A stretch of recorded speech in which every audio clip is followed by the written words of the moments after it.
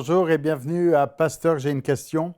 Et on est aujourd'hui avec une question qui vient de France et c'est Christine qui nous pose cette question.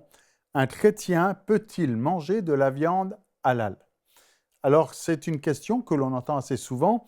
Alors, on va déjà définir un petit peu c'est quoi de la viande halal. Évidemment, ça vient de l'islam ici, hein, des musulmans. Dans l'islam, le mot halal, ça veut dire ce qui est permis, ce qui est autorisé. Il faut comprendre d'une manière générale, dans l'islam, tout est permis sauf ce que la charia interdit. Donc, halal dans l'islam, ce n'est pas simplement question alimentaire, ça concerne un petit peu tout ce qui est autorisé, donc qui n'est pas interdit par la charia. Maintenant, concernant l'alimentation, concernant les coutumes alimentaires, il y a des règles assez strictes concernant certains animaux, évidemment. On sait qu'il ne faut pas manger de porc hein, dans l'islam, ça fait partie donc des restrictions alimentaires, et il y a toutes sortes de restrictions alimentaires comme ça. Donc la viande halal, c'est la viande qui respecte ces restrictions alimentaires. Il y a des prescriptions concernant l'abattage des animaux, on ne doit pas abattre un animal de n'importe quelle manière. Ça concerne tous les animaux à l'exception des animaux marins. Et il y a une phrase qui doit être prononcée aussi au moment où eh bien, il y a l'abattage de l'animal. Cette phrase, je vais vous la dire en français, enfin en arabe ce serait « Bismillah Allahu Akbar », c'est-à-dire « au nom de Dieu le plus grand ». Juste cette simple phrase. Alors, on pose la question au niveau de halal, mais on pourrait aussi penser à son pendant du monde juif, c'est-à-dire la viande cachère. C'est quoi la viande cachère? La viande cachère, c'est à peu près les mêmes restrictions. On sait qu'on ne mange pas de porc non plus eh bien, dans le judaïsme et qu'il y a à peu près les mêmes coutumes et mêmes façons de faire concernant l'abattage, à l'exception qu'il n'y a pas cette phrase qui est prononcée. Donc, techniquement, un musulman peut manger de la viande cachère dans la mesure où il prononce après cette simple phrase « au nom de Dieu le plus grand » qui va rendre du coup la viande cachère halal. Alors, des restrictions qui sont là très ancrées dans le judaïsme et dans l'islam. On comprend que le judaïsme, évidemment, c'est bien avant l'islam, mais que l'islam se construit avec les mêmes règles que l'on pouvait trouver dans l'islam. Maintenant, qu'en est-il d'un chrétien aujourd'hui? Puisque c'est ça la question. Un chrétien peut-il manger de la viande halal? On sait que dans la plupart des pays où il y a plusieurs musulmans, eh bien, on peut trouver des boucheries halal, et puis avec une viande donc halal. Et certains chrétiens, et en tout cas c'est le cas de Christine, se posent la question, est-ce qu'on peut manger de la viande halal? Et voyez-vous, ce n'est pas quelque chose qui est nouveau, il n'y a rien de nouveau sous le soleil, hein, vous pouvez dire Salomon, mais déjà à l'époque de l'apôtre Paul, eh bien, on se posait la question, mais non pas par rapport au judaïsme, mais par rapport à des pratiques eh bien, idolâtres qui pouvaient se trouver dans la ville de Corinthe. Et les Corinthiens ont posé cette question à l'apôtre Paul. C'est un peu comme si les Corinthiens avaient envoyé leur question à « Pasteur, j'ai une question », et c'est l'apôtre Paul qui répond par lettre. Et voilà ce que l'apôtre Paul dit dans 1 Corinthiens, chapitre 8, verset 4. L'apôtre Paul dit « Pour ce qui est donc de manger des viandes sacrifiées aux idoles ». L'apôtre Paul dit « Bon, vous m'avez posé une question concernant est-ce qu'on a le droit de manger des viandes qui ont été sacrifiées aux idoles ?» Et l'apôtre Paul répond « Au sujet de cette question, nous savons qu'il n'y a point d'idole dans le monde, il n'y a qu'un seul Dieu. » L'apôtre Paul est en train de dire de toute façon, une viande sacrifiée à une idole, on sait qu'il n'y a pas d'idole, il n'y a qu'un seul Dieu. Il continue au verset 5. S'il y a des êtres qui sont appelés dieux, soit dans le ciel, soit sur la terre, Dieu avec un D minuscule, comme il existe réellement plusieurs dieux et plusieurs seigneurs, néanmoins, pour nous, il n'y a qu'un seul Dieu, le Père, de qui viennent toutes choses et pour qui nous sommes, et un seul Seigneur, Jésus-Christ, par qui sont toutes choses et par qui nous sommes. Alors, l'apôtre Paul dit, bon ben nous, on ne se préoccupe pas des idoles, pour nous, il n'y a qu'un seul Dieu. Mais il continue au verset 7, mais cette connaissance n'est pas chez tous.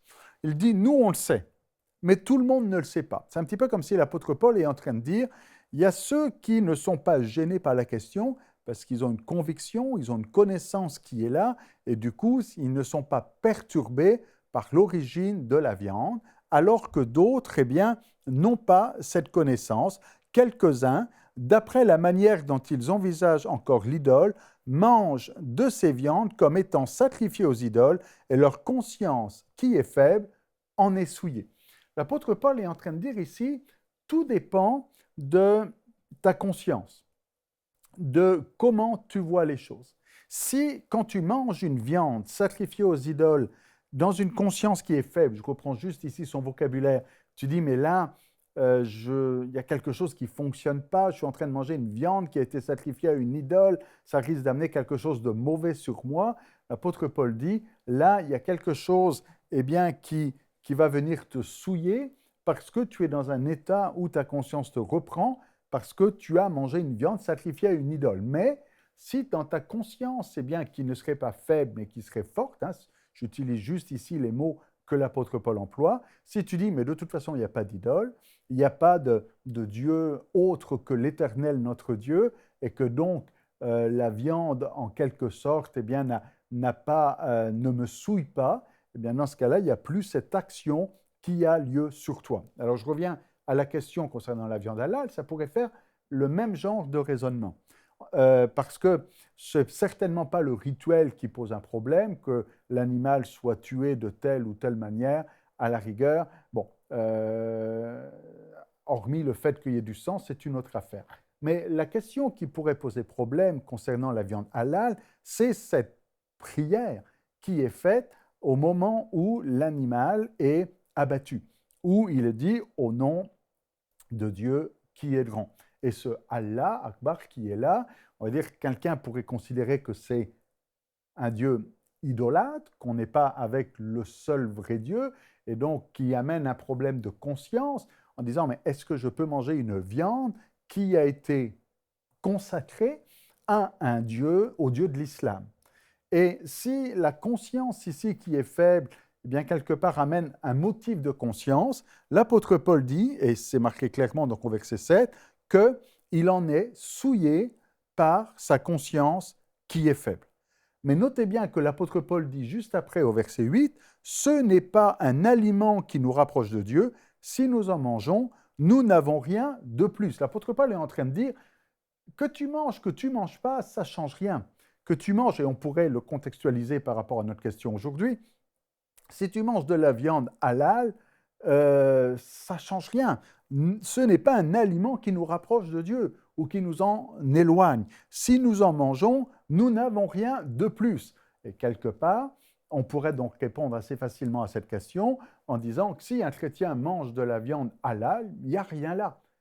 Si je reprends la même logique que l'apôtre Paul ici. Nous n'avons rien de plus, et si on n'en mange pas, on n'a rien de moins, on n'a rien perdu. Mais notez bien que l'apôtre Paul veut quand même prendre soin de ceux qui ont une conscience plus faible. Et il dit, verset 9, « Prenez garde toutefois que votre liberté ne devienne pas une pierre d'achoppement pour les faibles. » Donc, quelque part, on aurait envie de répondre à Christine ici, on ne veut pas être une pierre d'achoppement pour ceux qui sont plus faibles. Et que si quelqu'un, par motif de conscience, dit « mais moi, pour moi, eh bien, ça pose un problème que de manger une viande qui était consacrée au Dieu de l'islam », eh bien, on ne veut pas être une pierre d'achoppement, même si avec l'apôtre Paul, certains diront « mais ce n'est qu'un aliment, et ce n'est pas un aliment qui nous rapproche de Dieu ou qui nous éloigne de Dieu ». Mais néanmoins, si quelqu'un a ce genre de scrupule, il faut en tenir compte, c'est ce que dit l'apôtre Paul ici. Il dit, si quelqu'un te voit, toi qui as la connaissance, donc toi qui, quelque part, as cette conviction et qui sais au plus profond de toi-même que c'est juste qu'une merguez, qu'une viande, même si elle est halal, eh bien, il n'y a rien là, c'est juste de la viande et tu le manges pour ce qu'elle est comme étant juste de la viande, il n'y a pas de problème. Et l'apôtre Paul dit, si quelqu'un te voit, toi qui as la connaissance, assis à la table dans un temple d'idoles, sa conscience à lui qui est faible, ne te portera-t-elle pas à manger des viandes sacrifiées aux idoles? Et là, il est en train de dire, bon, c'est sûr que c'est difficile à contextualiser cette phrase, parce que là, l'apôtre Paul va carrément dire, si tu es en train de manger à l'intérieur du temple, et que là, clairement, dans ce rituel où l'on sacrifiait les viandes aux idoles. Mais néanmoins, il est en train de dire, fais attention à ce que ta liberté ou ce que ta conscience, qui est forte, ta connaissance, ne soit pas une pierre d'achoppement pour le plus faible. Il dit, le fait périra par ta connaissance, le frère pour lequel Christ est mort. En d'autres termes, l'apôtre Paul est en train de dire qu'il faut respecter les motifs de conscience, en disant que d'une manière générale, il n'y a rien là à manger de la viande halal, mais si quelqu'un, pour une raison ou une autre, a un motif de conscience en disant « mais moi, je ne peux pas manger ce genre de viande », c'est quelque chose qui doit se respecter et qu'on doit, avec bienveillance, prendre garde pour notre frère ou notre sœur afin de ne pas être un objet de scandale. L'apôtre Paul dit, et il conclut comme ça au verset 13, « C'est pourquoi, si un aliment scandalise mon frère, je ne mangerai jamais de viande, afin de ne pas scandaliser mon frère. » L'apôtre Paul est prêt à renoncer à manger de la viande pour ne pas être en scandale concernant son frère. Et ça, c'est quelque chose d'important.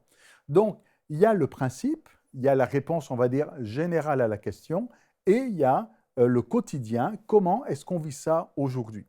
Il faut reconnaître que dans bien des sociétés, on ne se pose pas la question de l'origine de la viande ou comment ça a été fait, que ce soit halal ou pas, mais que quand on est dans un contexte où on a été plus en contact avec l'islam, ou peut-être aussi de nos frères ou de nos sœurs qui sont issus de l'islam et qui étaient peut-être musulmans avant, se disent, mais est-ce que maintenant, en tant que chrétien, je peux manger une viande où on a invoqué le nom de Allah sur cette viande? Si quelqu'un a un scrupule dans sa conscience, l'apôtre Paul dit que c'est quelque chose qui se respecte. Maintenant, il développe ça aussi, ça c'est au verset 8, il le redéveloppe aussi au chapitre 8, il le redéveloppe aussi au chapitre 10 de la même épître, où il va parler de fuir l'idolâtrie, il va parler de la coupe de bénédiction, il va dire qu'il n'y a qu'un seul pain, il va parler de ces choses-là, et puis il va poser cette question au verset 19, donc on est 1 Corinthiens chapitre 10, verset 19, « Que dis-je donc? Que la viande sacrifiée aux idoles est quelque chose, ou qu'une idole est quelque chose? Nullement. » Alors, ce n'est pas parce qu'on respecte, pour ne pas scandaliser notre frère, qu'on dit que c'est quelque chose. L'apôtre Paul est clair là-dessus, nullement. Il dit que ce que l'on sacrifie, que la viande, en l'occurrence, n'a pas de pouvoir magique ou d'influence sur notre état spirituel. Maintenant, quand on a conscience qu'il y a quelque chose de... Parce que là, l'apôtre Paul, dans le contexte ici, parle de démons aussi, de viande sacrifiée à des démons, et de dire qu'on est comme en communion avec les démons. Il dit, attention, il ne faut pas rentrer dans ce mode-là. Et notez bien, et la boucle est bouclée quelque part, puisqu'on revient à la définition que l'on avait du mot halal au début de cette séquence, puisque c'est dans ce cadre-là que l'apôtre Paul va dire, tout est permis, mais tout n'est pas utile. Il y a une autorisation, mais après, l'utilité a son importance, et il conclut en disant que personne ne cherche son propre intérêt. Il dit au verset 25, « Mangez de tout ce qui se vend au marché. » Alors, pour répondre simplement à la question de Christine, oui, on peut manger de tout ce qui se trouve au marché, tout en faisant attention à ne pas être une pierre d'achoppement pour notre frère ou notre sœur qui n'aurait pas la connaissance, je reprends les termes de l'apôtre Paul ici, en disant quelqu'un a la connaissance, réalise, sait qu'on peut manger de tout ce qu'il trouve sur le marché. Si quelqu'un n'a pas sa connaissance encore, on évolue et on grandit dans la vie chrétienne, on veut respecter celui qui, pour Dieu, veut glorifier Dieu. S'il dit au verset 31, que vous mangiez ou que vous ne mangiez pas, faites tout pour la gloire de Dieu. Alors voilà, Christine, la réponse que l'on peut te faire aujourd'hui en espérant que cette réponse satisfait ta question. Soyez bénis.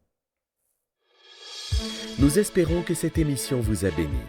Si vous aussi vous avez une question biblique sans réponse, envoyez-la nous par email à pasteurj'aiunequestion@enseigne-moi.com.